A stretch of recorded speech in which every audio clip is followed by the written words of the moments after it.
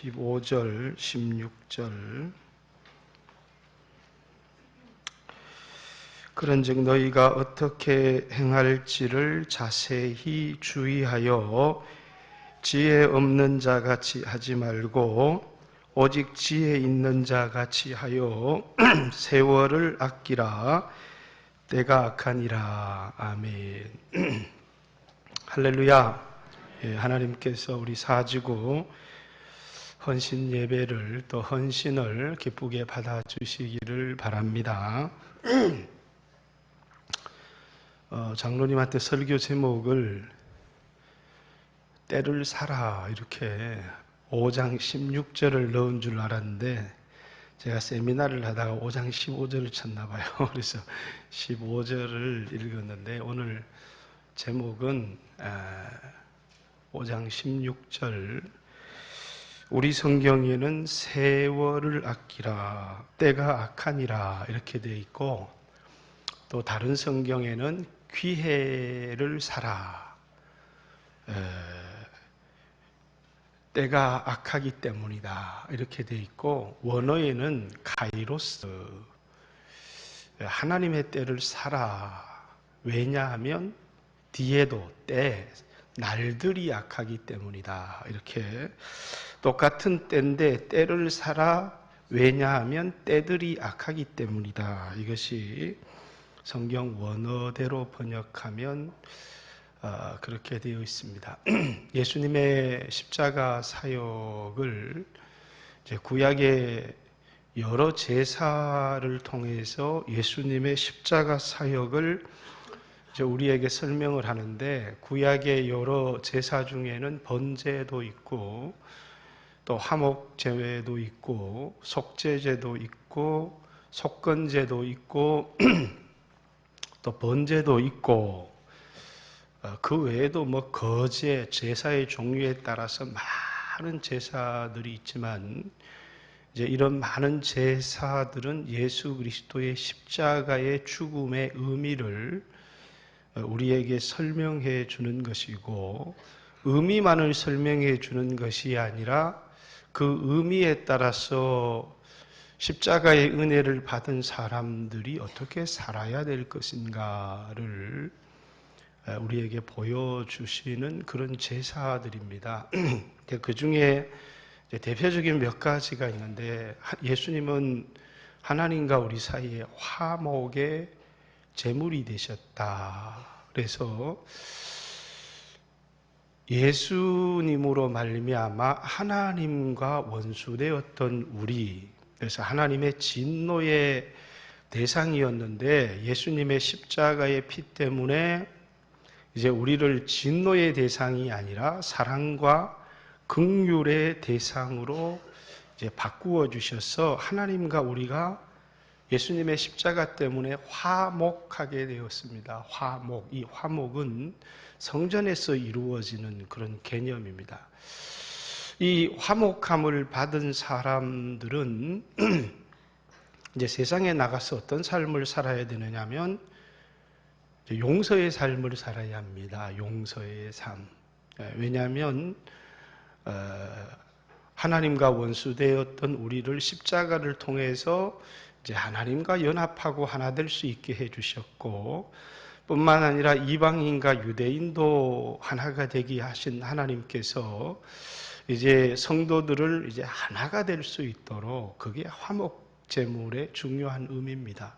하나님과 우리가 화목되었을 뿐만 아니라 여기에 드려졌던 제물은 하루를 넘기면 안 됩니다. 왜 하루를 넘기면 안 되느냐 하면 이웃을 불러서 이걸 다 하루 안에 나누어 먹어야 돼요. 아니면 욕심이 많은 사람들이 이틀도 두고 먹고 3일도 두고 먹고 이렇게 하면 안 되기 때문에 화목제사의 제물은 뭡니까?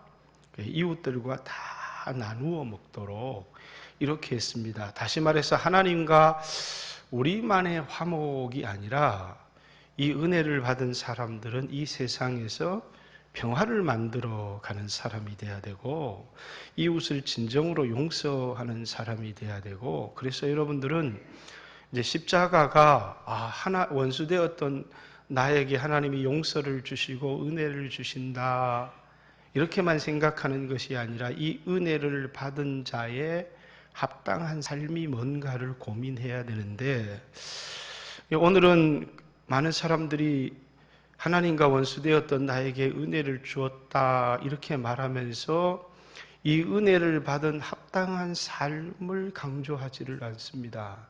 그래서 성도들 간에도 화평이 깨어지기도 하고, 또 분쟁을 일으키기도 하고, 시기하기도 하고, 질투하기도 하고, 이것은 화목 제물이신 예수님의 십자가를 헛되게 해버리는 삶이다 라는 사실을 기억해야 되고요.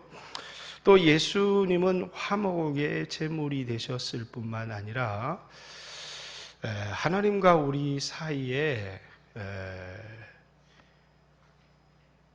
원래는 우리는 죄인인데 이제 법정에서 하나님이 우리에게 죄가 없다 이렇게 우리를 선언해 주시는데, 그것을 칭의다 이렇게 이해합니다. 칭의라는 것은 무죄를 선언하는 것이고, 그걸 다른 말로 의롭다 이렇게 불러주시는 것입니다. 예수 믿는 사람들은 이 땅에서 죄를 짓고 살았던, 죄를 짓지 않고 살았던, 어떤 삶을 살았던 하나님의 보좌 앞에서, 하나님의 법정에서 여러분들을 하나님이 재판하실 때 뭐라고요?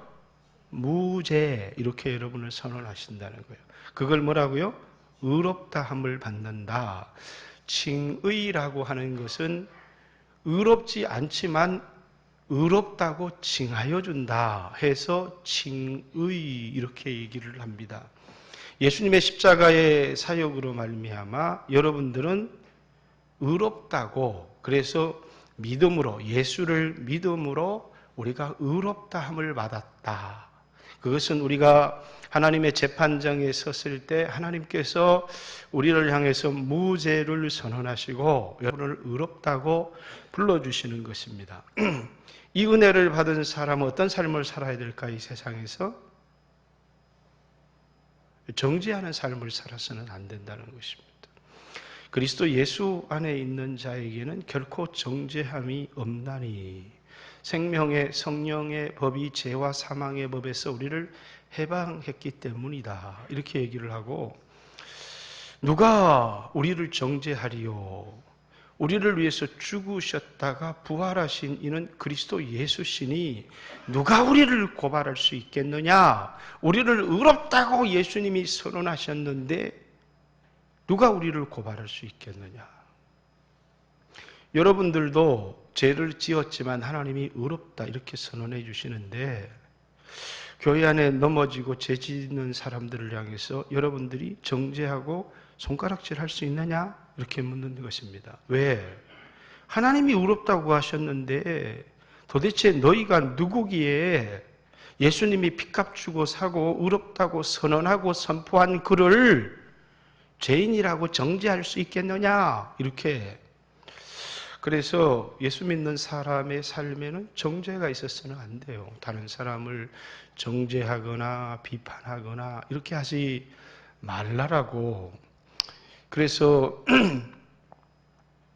요한복음 8장에도 현장에서 간음하다 잡혀온 여자가 있었습니다. 이제 바리새인이든지 유대인들이든지 이 여인이 현장에서 간음하다 잡혔다. 모세의 법으로는 이런 여자를 돌로 쳐서 죽이라고 했다.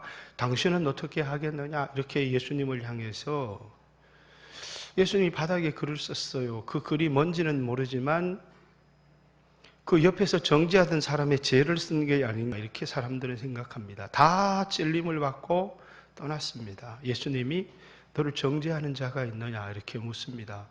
아무도 없습니다. 나도 너를 정죄하지 아니하노니 이렇게 얘기를 하죠. 그 말은 예수님이 우리를 한번 의롭다고 하셨고, 또 예수님께서 결코 우리를 정죄하지 아니하신다라는 것이죠. 이거는 법정 용어입니다. 하나님이 하나님의 법정에서 우리를 의롭다고 선언하셨고, 그리고 여러분들이 의롭다 선언함을 받았다면 의롭지 않은 여러분들이 의롭다 선언함을 받았다면 우리 주변에 죄를 짓는 사람이나 예수님이 구속하셔서 용서한 사람을 향해서 결코 정죄하는 삶을 살지 말라는 것입니다. 이제 오늘 설교할 주제입니다. 세 번째는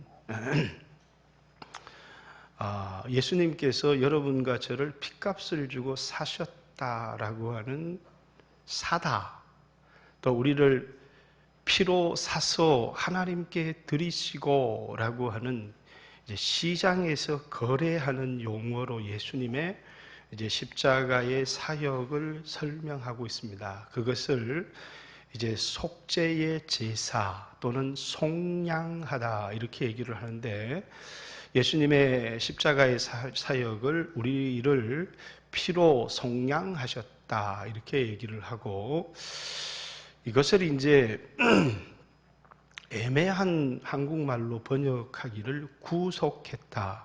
그건 우리를 포로로 묶었다는 얘기가 아니고 값을 주고 샀다 이런 말입니다. 그것을 이제 우리말로 좀 더 쉽게 법적 용어로 번역을 하면 보석했다 그 말이죠. 이제 우리나라에는 보석 제도가 별로 활성화되어 있지 않는데, 이제 미국 같은 나라는 죄를 지어도 돈을 내면 보석이 됩니다. 그래서 예수님께서 핏값을 주시고 우리를 보석했다, 구속하셨다. 그래서 시장에서 어떤 사람의 노예가 된 사람을 예수님께서 그 노예의 값을 지불하시고 우리에게 자유를 주시고 우리를 속량하셨다라는 것은 뭐라고요?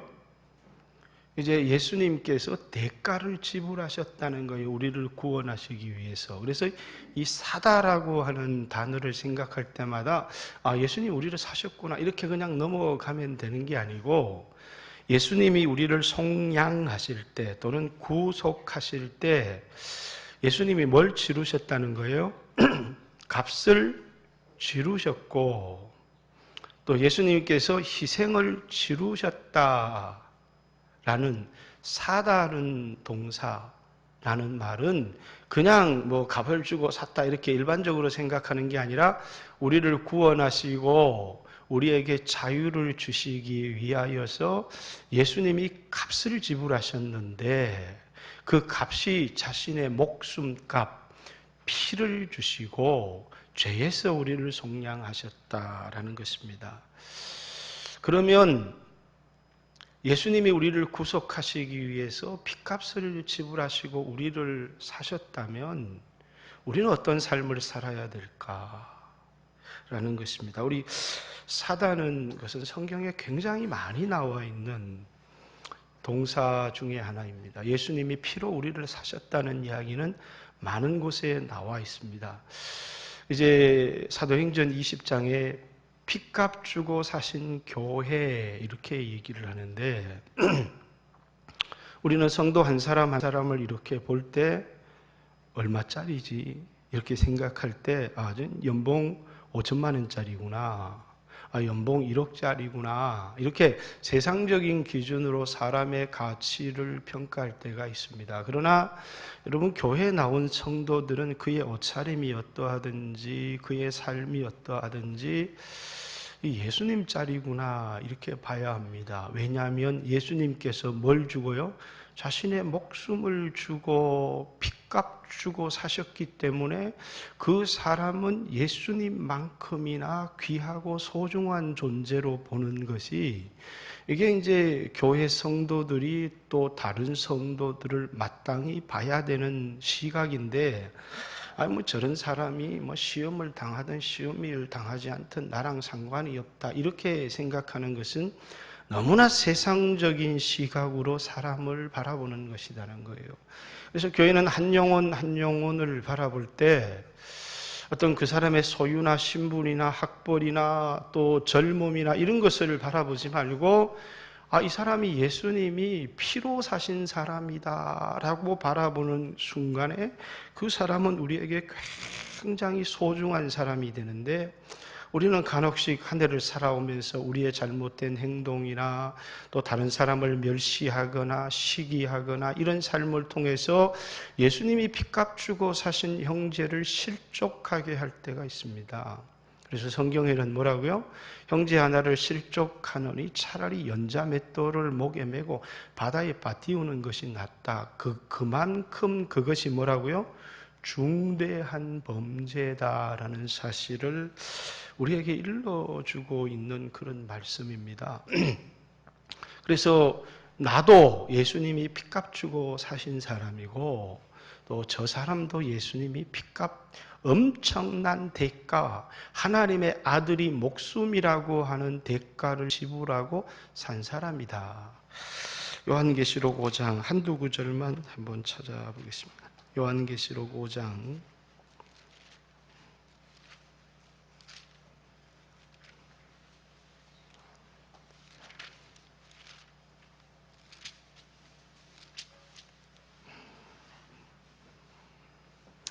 요한계시록 5장에는 예수님을 소개하면서 세 번 반복해서 나오는 예수님에 대한 표현이 죽임당하신 어린 양이다라는 표현입니다. 5장 6절에도 또 내가 또 보니 보좌와 내 생물과 장로들 사이에 한 어린 양이 서 있는데 일찍이 죽임을 당한 것 같더라. 이렇게 돼 있고 눈이 갑자기 침침해지네요. 9절에도 그들이 새 노래를 불러 이르되 두 마리를 가지시고 그 임봉을 떼기에 합당하시도다 일찍이 죽임을 당하사 각 족속과 방언과 백성과 나라 가운데서 사람들을 피로 사서 하나님께 드리시고 그들을 우리 하나님 앞에서 나라와 제사장을 삼으셨으니 이렇게 돼 있고 12절에도 큰 음성으로 이르되 죽임을 당하신 어린 양은 능력과 부와 지혜와 힘과 존귀와 영광과 찬송을 받으시기에 합당하도다. 이렇게 예수님에 대한 소개가 죽임당하신 어린 양인데 예수님이 죽임을 당하사 예수님의 표현은 그가 죽임을 당하셨다. 그리고 그 죽임 당하신 것을 통하여 여러분과 저를 피로 사셨다. 그리고 세 번째를 우리를 나라와 제사장으로 삼으셨다. 세 가지 동사 죽으셨다. 그 죽으심을 통해서 우리를 피로 사셨다.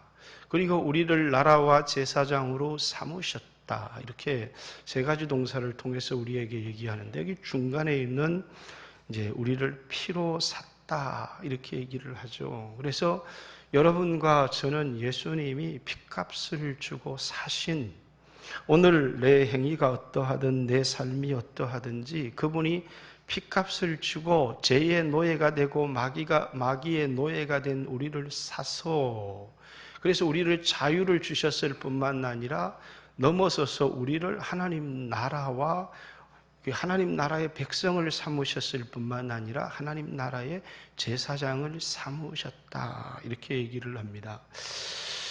우리를 하나님의 나라 백성 되게 하고 제사장 되게 하는 그 전 과정에서 뭐가 있었다는 거? 예수님의 엄청난 희생이 있었다라는 것입니다. 그러면서 여러분과 저에게도 요구하는 삶이 하나 있습니다.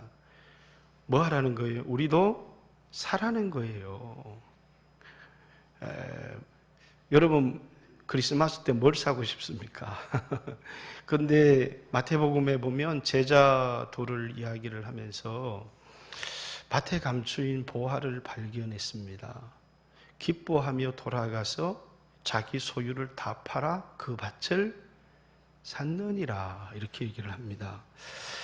나라가 되고 제사장이 된 사람의 삶이라고 하는 것은 오늘 우리에게 예수님의 구속을 강조하면서 예수님의 화목을 강조하면서 그 예수 믿은 사람이 살아야 될 합당한 삶에 대한 강조가 우리에게 없어요.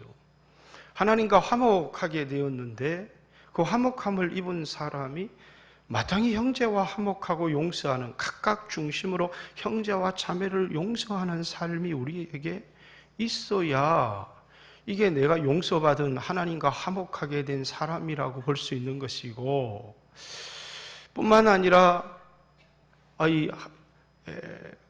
우리를 의롭다고 선언함을 받았다면 마땅히 내가 죄인인데도 하나님이 나를 의롭다고 그렇게 선포해 주셨다고 한다면 우리가 허물이 있고 죄가 있는 사람을 향해서 정죄하지 말아야 되는 것은, 비판하지 말아야 되는 것은 그리스도인들에게 있어서 당연한 삶이고, 예수님께서 어마어마한 희생을 치르시고 우리를 핏값 주고 사셨다면 감사합니다, 그것으로 끝나는 것이 아니라 마땅한, 그것을 통해서 우리가 구원을 받는다는 것은 아니지만 제자도의 삶의 가장 분명한 것은 뭐라고요? 우리도 희생을 치르면서 살아가는 무언가를 위해서. 그래서 밭의 감추인 보화다고 하는 것은 세상 사람들에게 보잘것없어 보이는 예수님이지만, 예수님을 얻기 위해서, 예수님을 온전히 소유하기 위해서라면 자신의 모든 것을 버릴 수 있어야 된다는 거예요. 학벌도 아무것도 아닌 것처럼 버릴 수 있어야 되고, 자신의 소유도 아무것도 아닌 것인 것처럼 버릴 수 있어야 되고, 때때로는 가족 관계조차도 예수님을 따르기 위해서, 제자의 삶을 살아가기 위해서 내가 주의 제자의 길을 걸어가는데 내 가족들이 그것이 걸림이 된다면 그것을 언제든지 버릴 수 있어야 되는데, 그래서 이제 마태복음 10장의 제자들을 이야기를 하면서 뭐라고요? 형제와 자매, 또 부모와 자식을 나보다 더 소중히 여기는 자는 하나님 나라에 합당치 않다. 그 합당치 않다는 말은 하나님 나라에 들어올 수 없다는 표현과 아주 비슷하고 흡사한 표현이에요. 그러니까 부모를, 자식을, 재물을 나보다 더 앞세우고 사랑하는 사람은 예수님이 자신의 목숨을 주고 우리를 산 그 은혜에 합당한 삶을 살지 못하는 거라는 거예요. 그러니까 그 사람은 십자가를 쥐고 주님을 따르는 삶을 절대로 살 수가 없어요. 자기 목숨을 나보다 더 사랑하는 사람은 하나님의 나라에 합당하지 않다. 그리고 십자가를 쥐고 나를 따르지 않는 자도 하나님 나라에 합당하지 않다. 이렇게 선을 하고 있는 것이거든요. 그러니까 여러분과 저의 삶에 있어서 예수님 은혜로 나를 구원받았습니다 이러면서 은혜 제일주의자의 신앙이 아주 이 땅에 풍부한데, 은혜를 강조하는 건 너무나 좋지만 은혜 받은 자의 삶과 그 삶을 책임져야 되는 헌신과 희생에 대한 삶이 우리에게 도대체 뭐가 있었느냐, 이것을 한번 돌아봐야 된다는 것이죠. 그래서 이제 돌아가서 자기 소유를 다 팔아 그 밭을 샀다. 예수님을 따라가기 위해서, 제자도의 삶을 살기 위해서, 그리고 예수님을 온전히 소유하기 위해서 이 세상의 모든 것을 버릴 수 있는 결단을 우리에게 요구하고 있죠.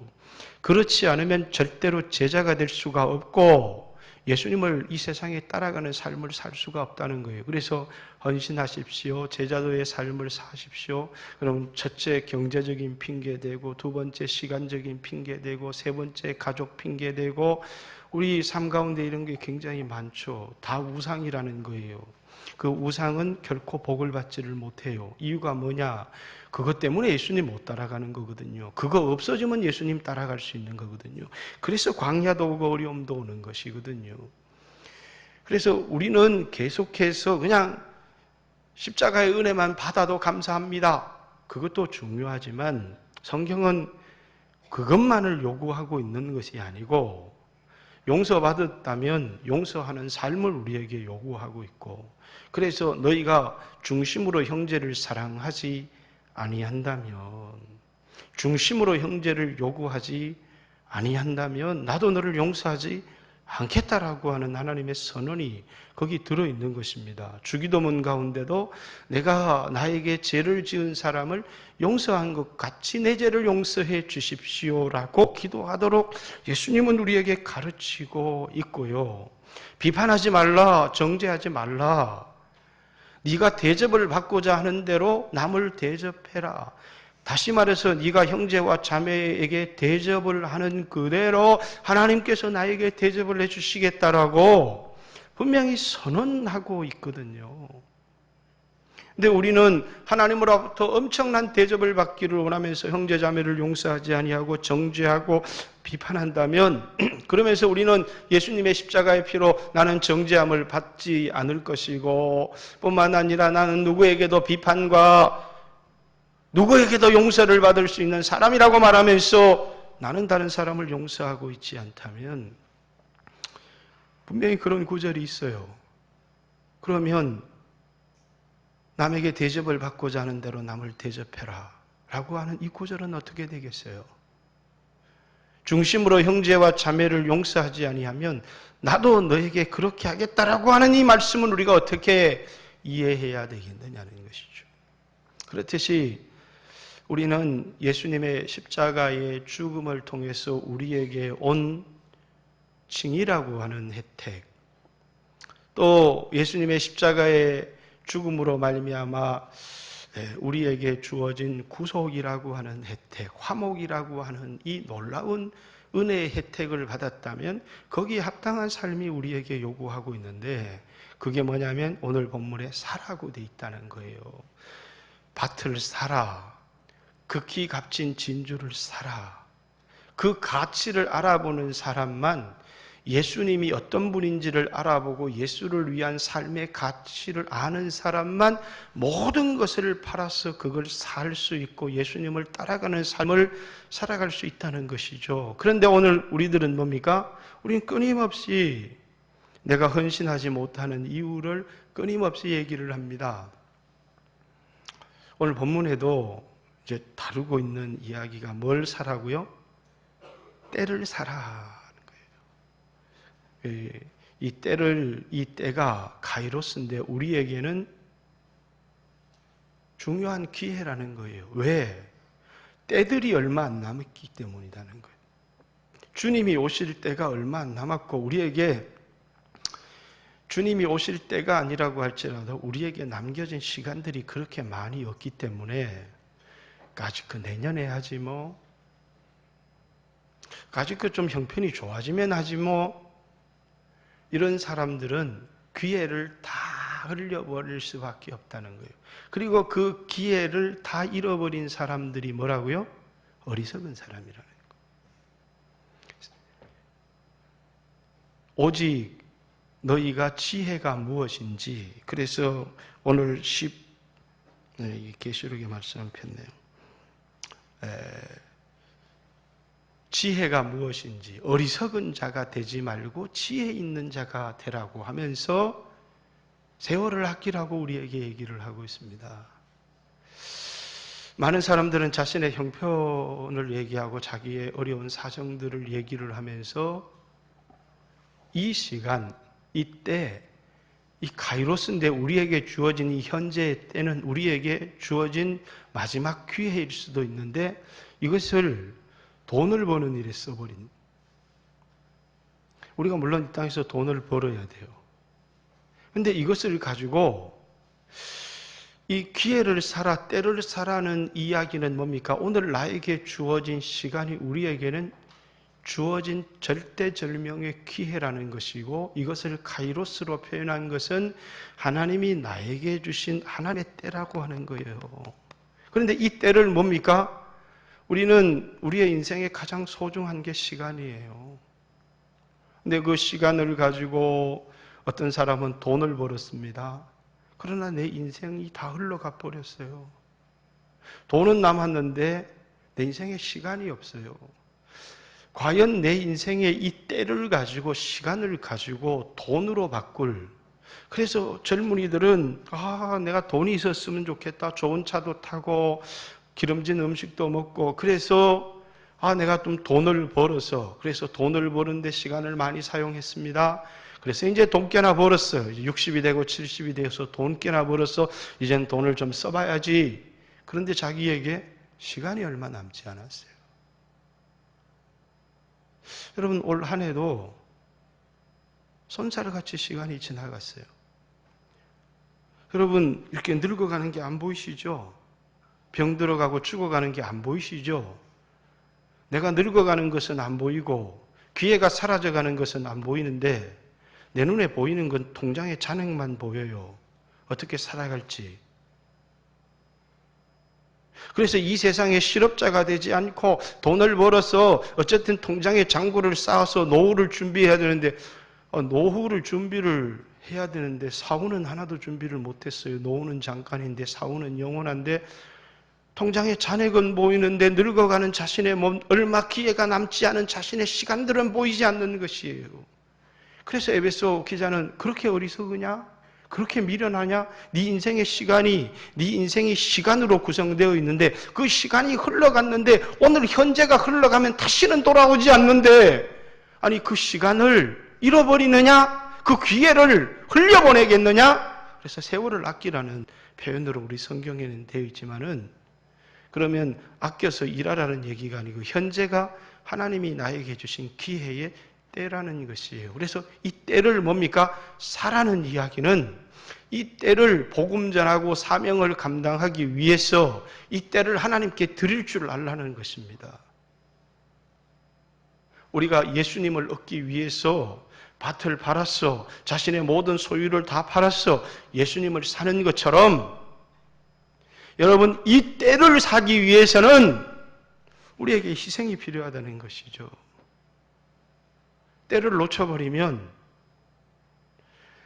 주의 일을 하기를 원해도 내가 잠시 이 세상이 있을 동안에 세상의 빛이라. 빛이 있을 동안에는 일을 할 수 있지만 얼마 지나서 않아서 어둠이 오는데 그때는 주의 일을 할 수 없다는 거예요. 여러분과 저에게 있어서 언제까지나 주의 일을 할 수 있다고 생각하고 내게 언제까지나 기회가 있다고 생각하면 안 돼요. 오늘 내가 가난해도 괜찮아요. 또 내가 오늘 병들었어도 괜찮아요. 그런데 오늘을 흘려보내는 사람은 내일도 흘려보내고 그리고 항상 내일을 하는 사람은 항상 기회를 놓쳐버려요. 그래서 여러분 시간에 대한 개념을 가지라고 오늘 내게 주어진 이 시간을 아무렇게나 쓰지 말라고요. 이 시간을 하나님께 드려야 되고 복음 전도의 기회로 삼아야 되고 사명을 감당해야 되고 오전에도 그런 얘기를 했지만 그걸 자꾸 미뤄요. 그러면 언제 자신에게 기회가 오느냐? 오늘 때를 미루는 사람은 죽는 날까지 기회가 오지 않습니다. 그리고 주님 앞에 서게 될 거예요. 뭐라고요? 나에게 한 달란트를 주셨는데 땅에 묻었습니다. 그리고 받으십시오. 예수님이 호통을 치시죠. 차라리 그것을 은행에다 갖다 맡겼으면 이자라도 받을 것인데 악하고 게으른 종아. 그러면서 그 한 달란트를 뺏어버리십니다. 바깥 어두운 데 내어 쫓으라. 거기서 슬피 울며 이를 갈미 있으리라. 그리고 그 한 달란트를 10달란트 가진 자에게 주죠. 왜? 이 땅의 일을 소중하게 생각했지만 그래서 나에게 주신 은사든 나에게 주신 기회든 그걸 땅에 다 묻어 두었다가 주님이 오신 날 꺼내서 주님 앞에 여기 한 달란트가 있습니다. 이렇게 얘기했더니 다른 사람은 뭡니까? 자신에게 주어진 달란트, 자신에게 주어진 그 기회를 활용을 해서 갑절을 남기기도 하고 그래서 주님께 주님 2달란트를 주셨는데 여기 4달란트가 있습니다. 주님 5달란트를 주셨는데 여기 10달란트 장사해서 남겼습니다. 착하고 충성된 종아 기회를 놓치지 않았다는 거예요. 근데 우리는 왜 시간을 우리는 놓쳐버렸을까요? 그걸 땅에 묻어두었거든요. 그리고 이 세상의 일에 바빴어요. 그리고 제가 얘기하죠. 노후를 준비하기 위해서 이 세상에 실업자가 되지 않기 위해서 열심히 살았는데 영적으로 그가 하나님 나라의 실업자였다는 사실을 모르는 거죠. 영적 실업자.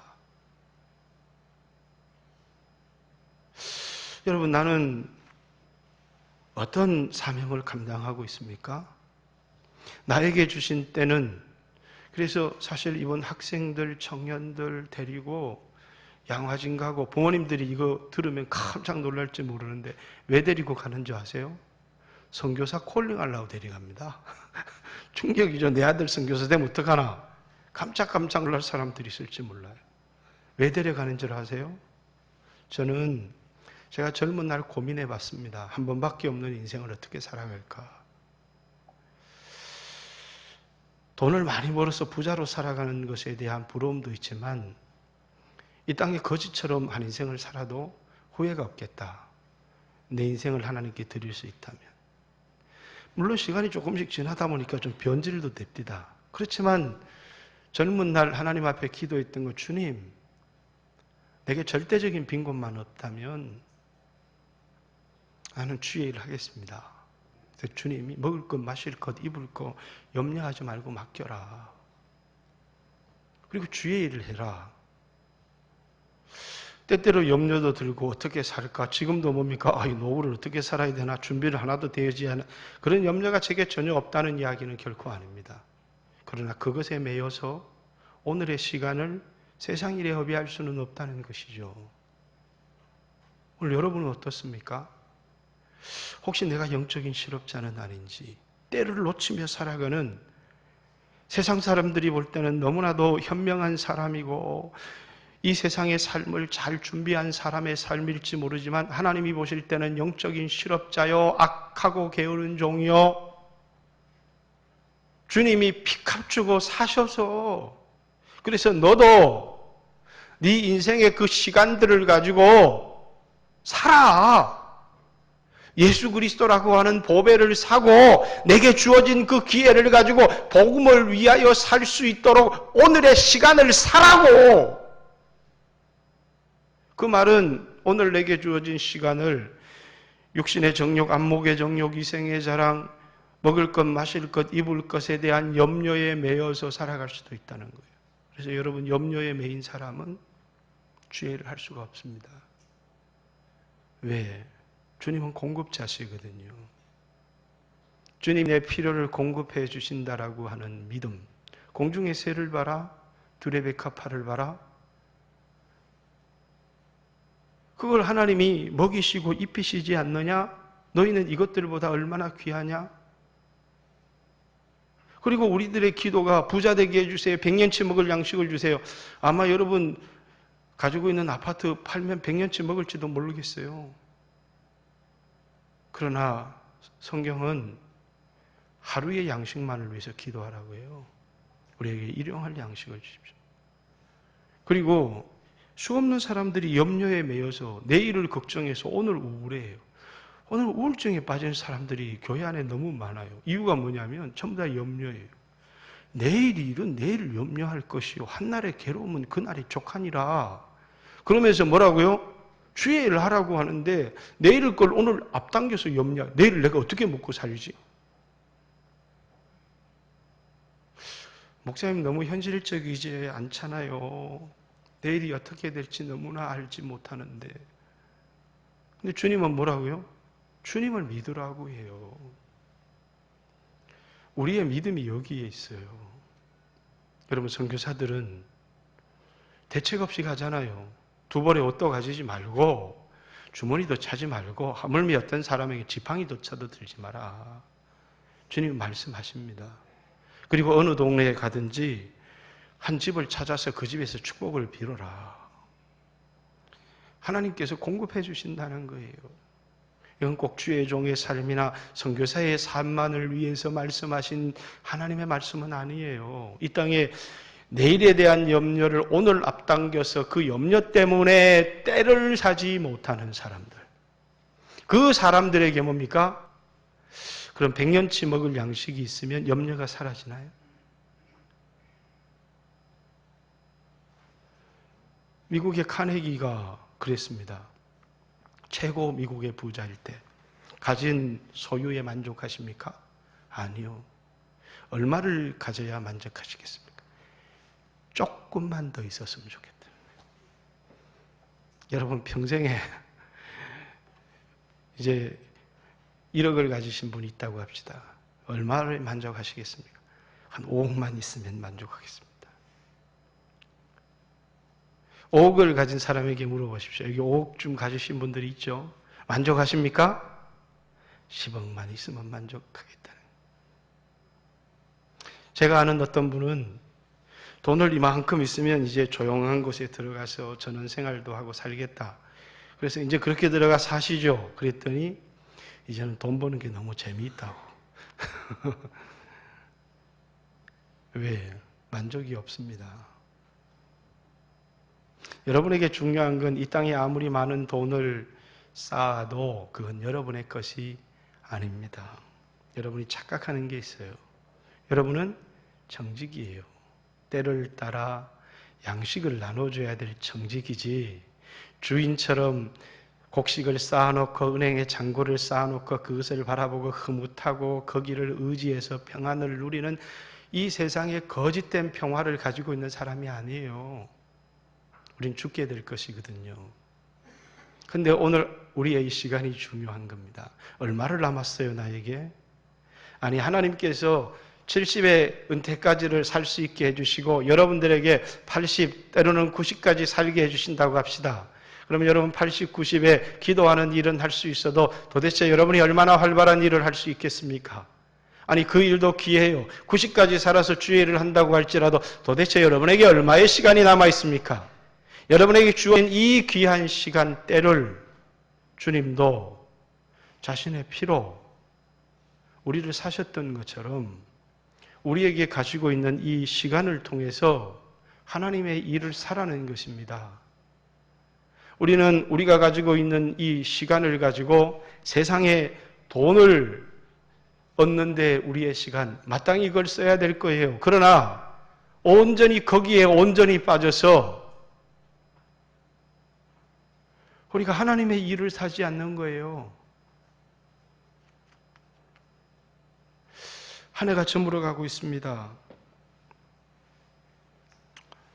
주님 앞에 서게 될 거예요. 뭐라고 말씀하실까요? 주님은 너무나 관대하신 분입니다. 우리에게 사랑했다고 말할 것이고 우리를 긍휼히 여겨주실 것입니다. 그러나 심판대 앞에서의 주님은 너무나 철저하게 우리가 행한 대로 갚아주신다고 말씀하죠. 고린도후서 5장에 너희가 각각 그 행함을 따라 상을 받게 하려 함이라. 우린 구원은 받았어요. 백보자 심판에서 지옥 가라고 말씀하시지 않을 거예요. 그러나 여러분이 받을 상은 아무것도 없어요. 그날에 우리는 가슴을 치고 이 세상을 바라보면 세상에 가진 사람이 소망이 있어 보이죠.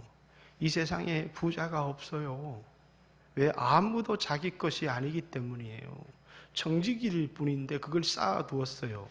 이 세상에 부자가 그것을 쌓아두면 쌓아둘수록 하나님 앞에 형벌은 더 쌓일 뿐이에요. 우리는 이 땅에서 정직이로 살아가는 사람, 주님의 것이라는, 시간도 주님의 것이요. 그래서 여러분들은 여러분에게 주어진 이 때를 한 해도 저물어 가고 있습니다. 이 때를 어떻게 지혜롭게 쓰고 살아야 될지를 결단해 보시기를 바랍니다. 젊은이들이 돈도 벌고 세상에 성공하기도 원하지만 제가 학생들, 젊은이들 한 번밖에 없는 인생이지만 그 한 번밖에 없는 인생을 이 세상의 정준영인처럼 인기도 없고 돈도 없고 화려하게 한번 살아보고 자신의 주어진 시간을 다 잃어버릴 것인지, 아니면 복음 들고 저 오지에 가서 그들에게 복음을 가르치고 말씀한, 뭐가 없으면 안 되는 거예요? 자신의 인생은 자신의 결심으로 만드는 것이지, 주님이 다 인도하신다고 그러면서 자신은 어떤 결단도 하지 않는다면, 여러분, 우리의 인생은 주님이 우리에게 은혜를 주시지만 나의 결단이 없이는 결코 주님이 우리를 붙들고 일하실 수가 없죠. 인생의 어떤 한때에 이렇게 살다가 내 인생을 마감할 수는 없겠구나. 내게 주어진 이 시간들을 다 허비할 수는 없어. 그리고 결단하는 것이죠. 돌이키는 것입니다. 이번에 사지구가 하나님 앞에 헌신 예배를 드려서 혹 우리 젊은이들 가운데 복음을 위해서 살겠다고 결단하는, 양화진에 가면 어떤 선교사에 비해 내게 목숨 1000개가 있다면 그 1000개의 목숨을 이 조선 땅에 바치겠다. 여러분, 1000개쯤 있으면 한 900개는 주를 위해서 살고 한 100개쯤은 나를 위해서도 살아야 되지 않겠습니까? 그런데 그는 내게 1000개의 목숨이 있다면 나는 그 1000개의 목숨을 다 이 조선 땅을 위해 내 목숨을, 내 뼈를 이 땅에 묻겠다고. 그는 어떤 가치관을 가진 사람이기에 그런 고백을 할까요? 그는 자신의 100%를 복음을 위하여 드린 사람이죠. 이 땅에 와서 아이를 묻어야 됐고 풍토병으로 아내를 잃어야 했던 수없는 사람들, 복음 때문에 이 땅에서 병들고 고통받는 삶을 살았지만 주님은 그들을 기억해 주시고, 세상 사람들 볼 때 가치 없는 인생일지 모르지만 주님이 보실 때 가장 값진 인생을 살았던 사람들이었습니다. 여러분들이 오늘 주님의 눈으로 여러분의 인생을 한번 바라보십시오. 어떻게 살아갈 것인지. 그리고 오늘 이 사지구 헌신 예배를 통해서 드려진 헌금으로 우리의 많은 자녀들이 이 세상에 인기 있는 연예인들을 부러워하고 돈 많은 부자들을 부러워하고 배운 학자들을 부러워하는 것이 아니라 자신의 인생에 또 다른 삶을 살았던, 이들과는 전혀 다른 삶을 살았던 선교사 한 사람 한 사람의 삶을 묵상하면서 오늘 자신의 인생에 어떤 삶을 살까 깊이 고민하고 갈등할 수 있는 그런 시간들을 좀 부여하고 싶었어요. 아무런 갈등이 없이 세상의 명예를 향해서 달려나가는, 세상의 욕망에 이끌려서 막 달려가는 저 젊은이들을 바라보고 있으면 너무 안타깝고, 저게 정말 값진 삶일까? 인기를 얻고 돈을 벌으면 세상의 사람들은 부러워하겠지만 제가 너 정말 잘 살았다 이렇게 제가 인정할 수 있는 삶일까요? 말씀은 외면하고 너 참 부끄러운 인생을 살았구나, 후회하는 인생을 살았구나. 그런 인생의 중요한 결단의 문제 앞에서 대학생들도 또 우리 학생들도 열심히 공부를 해서 내가 어떤 삶을 살까? 한 번밖에 없는 내 인생의 이 기회를 무엇을 위해서 살아갈까? 이렇게 결단할 수 있는 시간이 되었으면 좋겠다 하는 마음으로 우리 사지구 헌신예배의 헌금은 저 아이들의 선교지를 방문하고 선교사들의 삶을 묵상하는데 하나님께 드립니다. 근데 이렇게 많은 돈을 들여서 자녀들을 보내요. 그런데 시간 없다, 내 자녀를 안 보내고, 이런 것을 보면 제 마음에 좀 안타까움이 있어요. 물론 어떤 사정들이 있겠지만 뭐가 그렇게 세상에 소중한 것이 있을까? 예수 그리스도 외에 이 세상에 뭐 그렇게 소중한 게 많을까? 헛되니 모든 것이 헛되다. 인기도 헛되다. 권력도 헛되다. 쾌락도 헛되다. 돈도 헛되다. 해 아래 있는 모든 것이 헛되다. 인생에 소망이 없는 날이 오기 전에 창조주 하나님을 기억하라. 그 하나님을 경외하고 섬기는 것이 인간의 마땅한 본분이니라.